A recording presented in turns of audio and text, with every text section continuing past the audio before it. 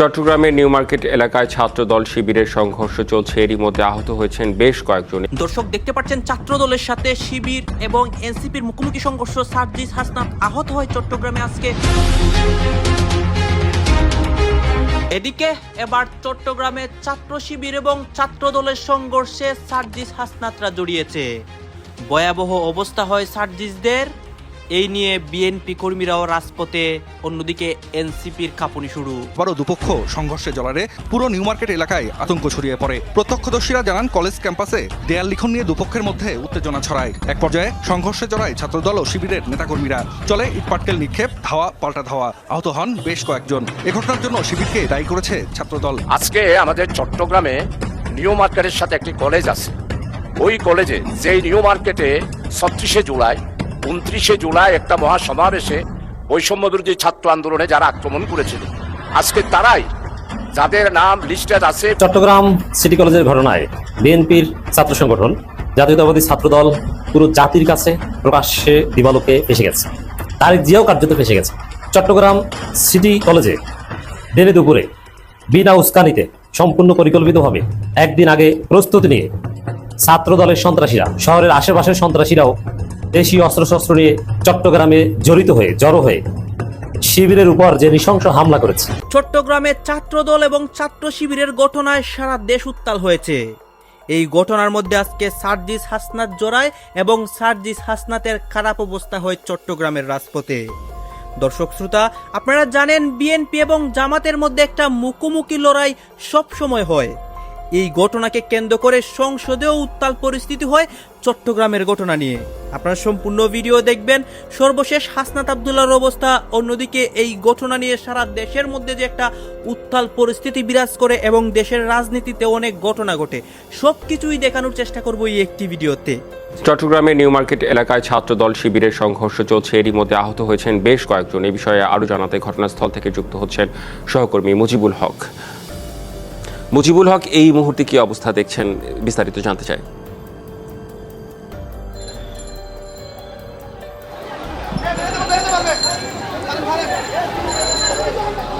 রেদওয়ান, ঘটনার সূত্রপাত মূলত দুপুর থেকেই এবং ভেতরে পরীক্ষা চলছে অনার্স এবং মাস্টার্সের, এবং বাইরে মূলত ছাত্র দল এবং ছাত্র শিবিরের নেতাকর্মীরা পাল্টাপাল্টি সংঘর্ষে লিপ্ত হয়েছে।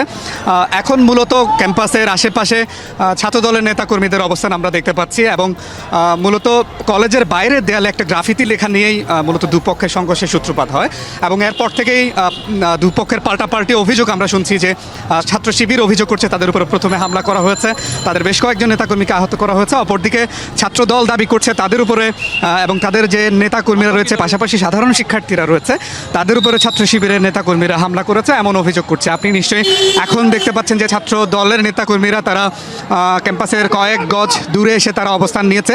পাশাপাশি এখন যেহেতু পরীক্ষা শেষ হয়েছে, পরীক্ষার্থীরা বের হচ্ছে এবং ছাত্র দলের নেতাকর্মীদের একটি অংশ চেষ্টা করছে যে পরীক্ষার্থীরা যাতে নিরাপদে বের হতে পারে সেটি চেষ্টা করা হচ্ছে। পাশাপাশি আইন শৃঙ্খলা রক্ষাকারী বাহিনীর সদস্যরা এখানে রয়েছেন, তারাও আসলে চেষ্টা করছেন যে দুপক্ষকে যাতে স্থিমিত রাখা যায়, দুপক্ষকে সরিয়ে দেওয়া যায়, সেটি তারা চেষ্টা করছেন। এখন মূলত ক্যাম্পাসের আশেপাশে শুধুমাত্র ছাত্র দলের এবং তাদের যে নেতাকর্মীরা রয়েছে তাদেরকেই দেখা যাচ্ছে। মূলত ছাত্র শিবিরের নেতাকর্মীদেরকে এখন সেরকমটাই দেখা যাচ্ছে না, অর্থাৎ মুখোমুখি যে অবস্থান সেটি আসলে এখন নেই। তো পাল্টাপাল্টি অভিযোগ চলছে, পাল্টাপাল্টি ছাত্র শিবিরের নেতাকর্মীদের আহত হওয়ার খবর বা তারা যে তাদের পক্ষ থেকেও সেটি দাবি করা হয়েছিল, এখন মূলত ছাত্র দলের পক্ষ থেকে দাবি করা হচ্ছে তাদের উপরে এবং সাধারণ শিক্ষার্থীদের উপরে হামলা করা হচ্ছে। অর্থাৎ পাল্টাপাল্টি আমরা বক্তব্য পাচ্ছি, পাল্টাপাল্টি বক্তব্য দেখা যাচ্ছে। আপনি জানেন যে চট্টগ্রাম সরকারি সিটি কলেজ, এখানে প্রায় কয়েক হাজার শিক্ষার্থী রয়েছে। উচ্চ মাধ্যমিক ছাড়াও অনার্স এবং মাস্টার্সের প্রায় শিক্ষার্থী এখানে রয়েছে এবং পাশাপাশি এখানে যেহেতু ছাত্র রাজনীতি হয় এবং বিভিন্ন সংগঠনের নেতাকর্মীরা এখানে থাকেন, ফলে সবসময় একটি সাংগঠনিক অবস্থান মজবুত করার দুপক্ষই চেষ্টা করে। আমরা আরেকটু সামনে যাওয়ার চেষ্টা করি এবং আমরা এখানে দেখতে পাচ্ছি যে নগর ছাত্র দলের পক্ষ থেকে মূলত এখানে নেতাকর্মীরা এসছেন এবং তারা অবস্থান নিয়েছেন, তারা বক্তব্য দিচ্ছেন। নগর ছাত্র দলের আহ্বায়ককে আমরা দেখতে পাচ্ছি। প্রায় কয়েক ঘন্টা ব্যাপী এই সংঘর্ষ চলছে এবং সেই সংঘর্ষের পরে এখন মূলত ছাত্র দলের নেতাকর্মীরা এখানে অবস্থান নিয়ে তারা বক্তব্য দিচ্ছে। আমরা একটু সামনে গিয়ে ছাত্র দলের যিনি আহ্বায়ক রয়েছেন তার বক্তব্য শোনার চেষ্টা করি। আমরা একটু সরাসরি সম্প্রচারে একটু যাওয়ার চেষ্টা করি। গাজলে উঠেছে, আজকেও তার প্রমাণ দিয়েছেন হুট করে। আপনারা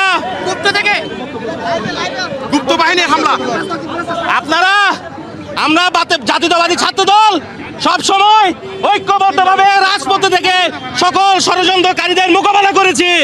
আজকেও তার ব্যতিক্রম না, আমরা সামনের সারিতে সবসময় মোকাবেলা করেছি। আপনারা হয়তো বা বুড়ো দাড়িওয়ালা টুপিওয়ালা কিছু বাকি রাখেন না, আমরাও দেখেছি। কিন্তু আপনারা পরিকল্পনাভাবে আজকে যা করেছেন তা মেনে নেওয়ার মতো না। আপনারা অতি বিলম্বে মাপ চাইবেন, না হলে আমরা রাজপথে থেকে দুর্বার আন্দোলনের ডাক দিব। কারণ গুপ্তের বিরুদ্ধে আমরা সবসময় অতীতে যেভাবে গুপ্তরা গুপ্ত ছিল এখনো তারা তা করছে। আমরা কিন্তু ছাত্রদল আমরা কি বেড়ে গেছি? আমরা ছাত্র দলের যিনি আহ্বায়ক। কি ব্যাপার মিস্টার শাহজাহান চৌধুরী, আপনি বারবার দাঁড়াচ্ছেন, কি বিষয়? Mister Shahjahan Chowdhury, program 15 mister Shahjahan Chowdhury. মাননীয় স্পিকার, আপনাকে অসংখ্য ধন্যবাদ। আমি আসলে বারবার দাঁড়াচ্ছি যে একটা ব্যথা নিয়ে।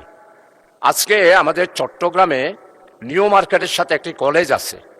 ওই কলেজে যেই নিউ মার্কেটে 36শে জুলাই 29শে জুলাই একটা মহাসমাবেশে বৈষম্য বিরোধী ছাত্র আন্দোলনে যারা আক্রমণ করেছিল, আজকে তারাই, যাদের নাম লিস্টে আছে, ফেসবুকে ছবিগুলা দেখবেন, যারা নিউ মার্কেটে আক্রমণ করেছে তারাই আজকে সিটি কলেজে একটি ছাত্র সংগঠন, অর্থাৎ সেইখানে সাধারণ ছাত্রদের একটি সমাবেশে ওই সশস্ত্র সন্ত্রাসীরা আক্রমণ করে শুধু একটা পিকচারকে নিয়ে এবং একজনের পা কর্তন করে ফেলেছে মাননীয় স্পিকার।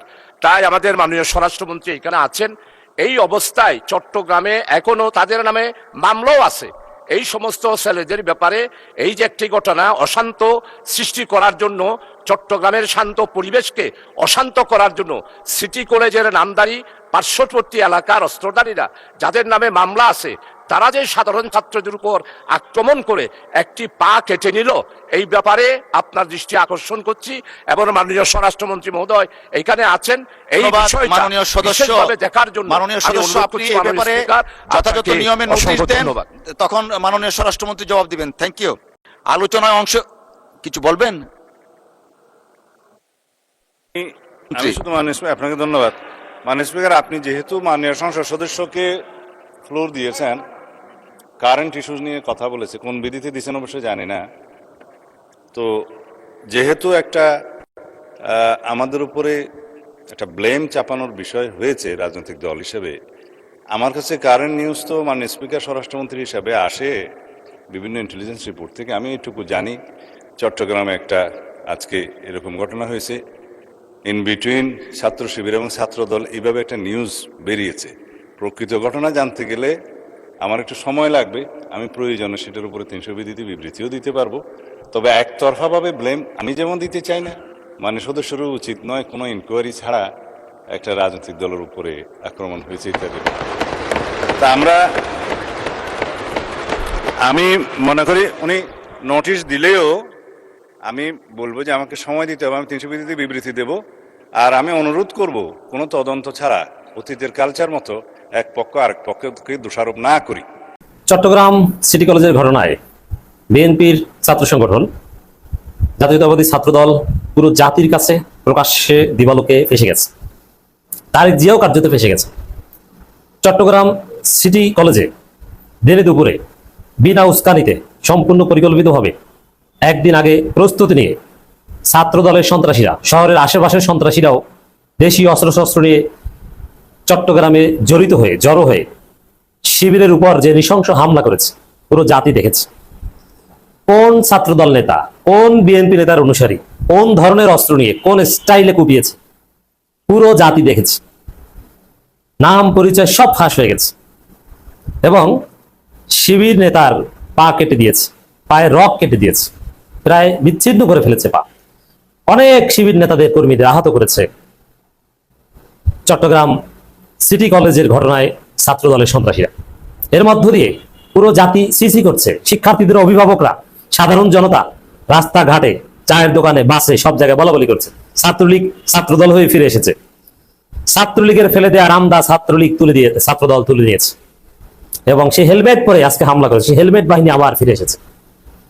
ছাত্র দলের সন্ত্রাস দেখে পুরো জাতি অবাক যে আমরা সেই শিক্ষা প্রতিষ্ঠানে সন্ত্রাসের কবলেই পড়বো, আবারও নিরীহ শিক্ষার্থীদের জীবন দিতে হবে, শিক্ষার্থীদের রক কাটছে ছাত্রদল। তো এই যে পারসেপশন, মানে ছাত্রদল কি কি করেছে, কিভাবে হামলা করেছে, এটা একদম কায়েম হয়ে গিয়েছে, প্রতিষ্ঠিত হয়ে গেছে প্রত্যেকটা মানুষ বিশ্বাস করে সোশ্যাল মিডিয়া কল্যাণে।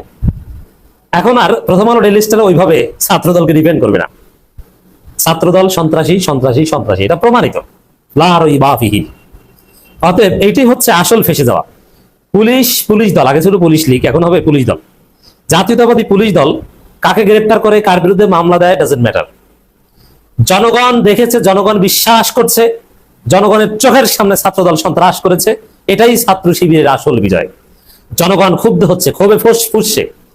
এইভাবে ছাত্রদল যদি সন্ত্রাস করতে থাকে, এটা তো নিজেদেরকে নিজেরা মারা দেওয়া, এবং এর পরিণাম কিন্তু এটাই। খুলনার সেই ঘটনা একটু স্মরণ করিয়ে দিই। সাধারণ শিক্ষার্থীদেরকে এবং শিবিরকে কোপাতে বহিরাগত এক যুবদল নেতাকে ভাড়া করে এনেছে সেই কুয়েট ছাত্রদলের নেতারা, এবং রামদা হাতে নিয়ে শিক্ষার্থীদেরকে কুপিয়েছে। পরবর্তীতে নিজেরা নিজেদেরকেই কিন্তু সেই যুবদল নেতাকে হত্যা করেছে। প্রচারণা চালিয়েছিল যে শিবির করেছে অমুক তমুক, দিন শেষে সমস্ত পত্রিকার মাধ্যমে, সমস্ত ইনভেস্টিগেশনের মাধ্যমে প্রমাণিত হয়েছে যে ওটা ছাত্রদলই, বিএনপি নিজেরা নিজেদেরকে হত্যা করেছে। দর্শক, এইভাবে দেখবেন চট্টগ্রামে মীর হেলাল গ্রুপ, আমির খুশরু গ্রুপ, অমুক গ্রুপ, তমুক গ্রুপ, মঞ্জু গ্রুপ, নিজেদের মধ্যেই ফাটাফাটি লাগবে, মজা বুঝবেন। দর্শক, এবং সবাই বলাবলি করছে, সবার কাছে স্পষ্ট হয়েছে যে ক্যাম্পাসগুলোতে আবার ছাত্রদল সেই পুরনো সন্ত্রাসের রাজনীতি ফিরিয়ে এনেছে। ছাত্রদলের রাজনীতি নাই, ছাত্রদলের লোক নাই, কর্মী নাই, এ কারণে সন্ত্রাস করে তারা টিকে থাকতে চায়। লুঙ্গি পরা লোকজন, আপনারা দেখেছেন যে লুঙ্গি পরা লোক এবং টোকাই দাড়ি পাকা লোক, এরা ছাত্রদলের হয়ে রামদানি কোপাকুপি করেছে, কুপিয়েছে। এবারে পরিকল্পিত সন্ত্রাস, এরা কোনো ছাত্র না, চেহারা দেখলেই বোঝা যায়। এখন কি মনে করেন 5 আগস্ট পরবর্তী বাংলাদেশে এই পুরনো আওয়ামী স্টাইলের, ছাত্রলীগ স্টাইলের সন্ত্রাস করে টিকে থাকতে পারবে বিএনপি সরকার? না, টিকতে পারবে না। এই যে সন্ত্রাসের রাজনীতি ছাত্রদল ফিরিয়ে এনেছে, মনে করেন যে বিএনপির পতন 20% হয়ে গেছে। বিএনপি সরকারের পতন ঘটনা, এটা জামাতের কাছে একটা ফু দিলেই বিএনপি উড়ে যাবে। আপনি জানেন না যে বিএনপির ভিত কত নড়বড়ে।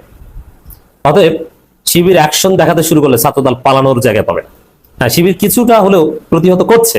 না বললে ধন্যবাদ, না বললে ধন্যবাদ, না বললে ধন্যবাদ। মাননীয় স্পিকার, একটা সদস্যবৃন্দ, স্পিকার, যেহেতু আমাদের স্থায়ী কমিটির সদস্য সাহেব বলেছেন, আমি ধন্যবাদ জানাই আমাদের মাননীয় প্রধানমন্ত্রী জনাব তারেক রহমানকে, তিনি আমাকে মনোনয়ন দিয়েছেন, এবং আমি ধন্যবাদ কৃতজ্ঞতা জানাই কক্সবাজার পৌরসভার সদর রামু ঈদগাহ সম্মানিত জনগণকে, যারা আমাকে বিপুল ভোটে নির্বাচিত করেছেন। আমি অত্যন্ত শ্রদ্ধার সাথে স্মরণ করি স্বাধীনতার ঘোষক, বহুদলীয় গণতন্ত্রের প্রবক্তা শহীদ রাষ্ট্রপতি জিয়াউর রহমান এবং আপসহীন নেত্রী সফল প্রধানমন্ত্রী বেগম খালেদা জিয়াকে। মহান রব্বুল আলমিনের কাছে প্রার্থনা করি, মহান রব্বুল আলমিন যেন তাদেরকে জান্নাতুল ফেরদৌস নসিব করেন। মাননীয় স্পিকার, রাষ্ট্রপতি শাহাবুদ্দিনকে মৃদু ধন্যবাদ দেওয়া যায় 2টা কারণে। মৃদু ধন্যবাদ, প্রথম কারণ হলো তিনি একটা সত্য ভাষণ দিয়েছেন, সেখানে আমাদের সকলেরই প্রশংসা করেছেন। 24 সালের জুলাই আগস্টের ত্যাগকে তিনি মহিমান্বিত করেছেন তার বক্তব্যে।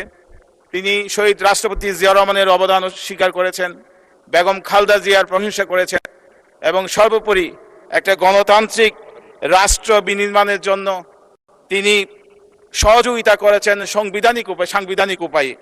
মাননীয় স্পিকার,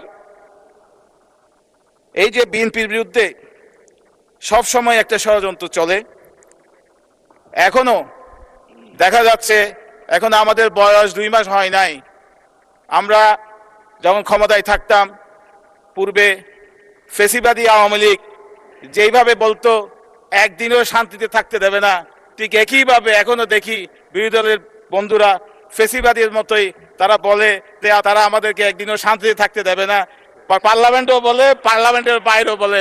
মাননীয় স্পিকার, না বললে ধন্যবাদ, না বললে ধন্যবাদ, না বললে ধন্যবাদ। মাননীয় স্পিকার, একটা সদস্যবৃন্দ ওনাকে বক্তব্য দেন, আপনারা বসেন। বসেন, আপনারা বসেন। যে ষড়যন্ত্রটা হলো আমরা দর্শক আপনারা তো দেখলেন এখানে কি কথা হচ্ছে, অনেকে কিন্তু অনেক কথা বলতেছে, অনেকে আলোচনা করতেছে, অনেকে সমালোচনা করতেছে। বিশেষ করে এইখানে চট্টগ্রামের ঘটনার বর্তমান অবস্থা এবং এই নিয়ে সংসদের মধ্যেও যে উত্তাল পরিস্থিতি এইগুলা দেখিয়েছি গাইজ। এই বিষয়গুলো দেখে এবং দেশের রাজনীতির প্রেক্ষাপটগুলো নিয়ে আপনার মন্তব্য কি? আপনার গুরুত্বপূর্ণ মন্তব্যটা অবশ্যই আপনারা আমাদের কমেন্ট বক্সে লিখে যাবেন। সর্বশেষ আপনাদের কাছে আমাদের একটা রিকোয়েস্ট থাকবে, আপনারা আমাদের চ্যানেলে নতুন দর্শক হয়ে থাকলে চ্যানেলটি সাবস্ক্রাইব করবেন এবং পাশে থাকা বেল বাটনটিও যাবেন যাতে করে নেক্সট ভিডিওটা সবার আগে আপনাদের কাছে পৌঁছে যায়। ধন্যবাদ।